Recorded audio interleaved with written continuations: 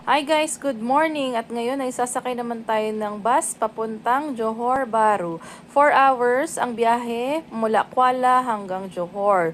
Double deck ang bus. Ayan ang mga upuan sa ilalim at merong toilet and yung mini kitchen.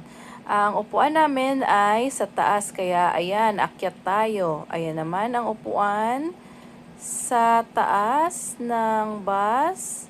Ayan, upo na tayo. Dito sa bandang harapan ang aming assigned seat. Ayan, nakaupo na nga kami. Ayan, ang daming pasahero. Puno rin yung bus, guys. Ang daming nag-travel kasi weekend.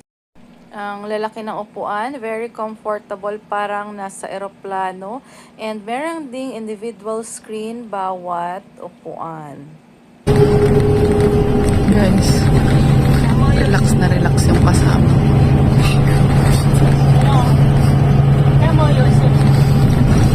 Music.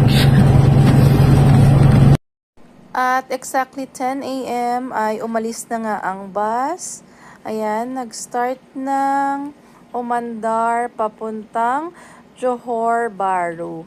Medyo malayo-layo din at 4 hours ang biyahe mula Kuala hanggang Johor. And may stopover dito para mag-toilet or kumain or bumili ng snacks, pangbaon. Ayan, mga 20 minutes din yan, guys. Bumaba kami para bumili ng aming makakain. Ayan, nag-take out na lang kami at bumalik sa bus. Kailangan pala, guys, tandaan nyo yung number ng bus. Kasi ang daming bus na magkakatulad na nakapark. Parang sa Pilipinas lang din.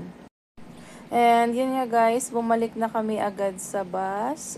And nagtuloy na ang biyahe namin papuntang Johor Bahru. Ayan, sa labas.